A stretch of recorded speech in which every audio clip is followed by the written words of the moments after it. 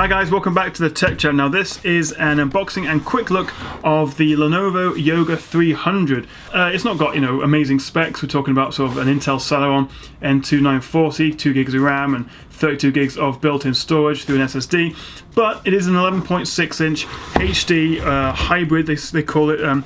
It's got different names, from a convertible touchscreen notebook to a touchscreen 2-in-1 laptop. So for about £200 or $280, which you can get this for, although I managed to get it on an Amazon Lightning deal for about £140, it's incredibly cheap for what I think we'll be getting from it. So let's open the box up, see what we've got inside, and see if this Yoga 300 is in fact one of the best budget laptops you can actually buy.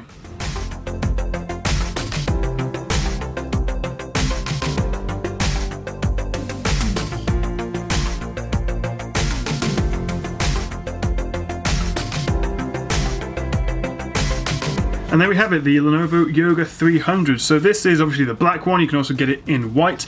It's 1.39 kilograms, so it feels a little bit chunky. It's not the most premium feeling, my first impressions, but it's only a couple hundred grams heavier than the 11.6 inch MacBook Air, which is about 4 times the price. But I think it looks pretty stylish, quite professional looking. So I've just opened this up, and I've got to say I'm blown away by how nice and premium this looks. It's got like a nice aluminium finish, a glass trackpad, chiclet keyboard. It's really very impressive, and if I'm honest, I don't know if you agree or not, but it sort of looks like it could be 3 times the price. If I'd paid £600 for this, I'd be pretty impressed by it, if I'm being honest. So here we are on the desktop. I've just booted it up for the first time. I've logged into my Microsoft stuff. The first thing to notice is the screen doesn't really appear to be that bright. It is not obviously a very high quality screen. It's got a 1366 by 768 resolution, and it is an IPS, which means if I show you, it's not got very good viewing angles at all. You can see pretty much everything else in this little studio I'm recording except what's on the screen.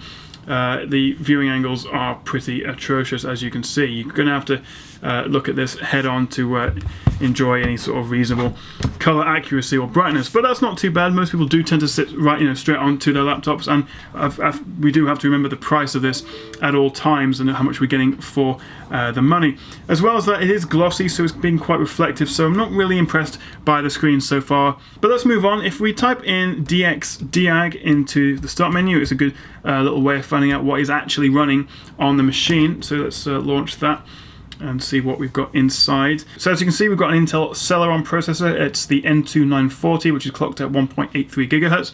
We've also got 2 gigabytes of built-in RAM, and it's of course running Windows 10 Home 64-bit, which is great to see. It is of course also touchscreen, so you can either use the trackpad on the laptop keyboard itself, or you can use your finger on the screen. And what I can see here is there is quite a lot of bloatware pre-installed. We've got McAfee, some Lenovo stuff, so obviously we're going to get rid of all of that, which is a bit of a shame that we're still getting loads of bloatware in this day and age. It is 2016 after all, but so far everything seems quite responsive. I'm pretty pleased with how this is all looking. The screen does seem to be wobbling quite a bit even when I'm pressing it. As you can see, it's not the end of the world, but it's not the most secure. Hi guys, thank you very much for joining me. My name is Tom. Speakers are a bit tinny. According to the base here, they are Dolby optimized, so I thought it may be a little bit better than that, but they're not particularly good. So yeah, the speakers aren't going to blow you away, but generally this looks fine. Everything's good. I do quite enjoy using a touchscreen every now and then on a laptop, although I do just generally prefer the trackpad, which I do also like on here. If I shut my own voice up. It's a nice glass trackpad, which is very smart. It's got this nice chrome trim around it next to the aluminium sort of body. One of the things that sets this apart from most other laptops and ultra portables is the fact that it's obviously the Yoga series from Lenovo, so we can use it in all sorts of different ways. You can have it in traditional laptop mode like this. We can spin this back using this pretty unique, nifty looking hinge here, and have it in what I think they call tablet mode or stand maybe.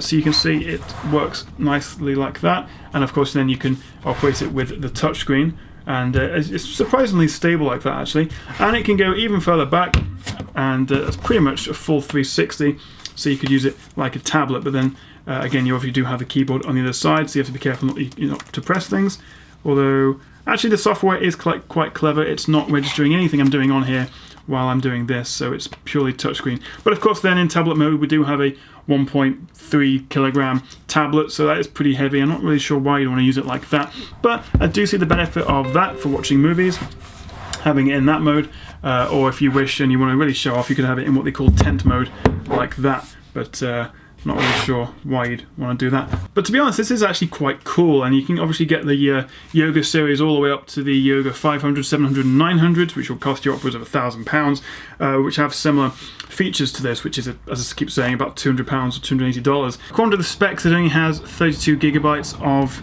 built-in storage, but if we go to my computer and find out what space we do have on it, yeah, as you can see, we've only got 28 gigabytes usable in the first place, and only 15 gigabytes free with nothing installed really. And so maybe we can clear up some of that, get some more space by uninstalling a lot of the bloatware, but we're not going to get a whole lot more out of this. So you're going to have to treat this a bit like a laptop, or sorry, a bit like a tablet or a Chromebook in terms of perhaps using a USB drive as external storage, or just using cloud storage and doing most of your stuff online. There really isn't a lot of hard drive space here. That's sort of something to bear in mind.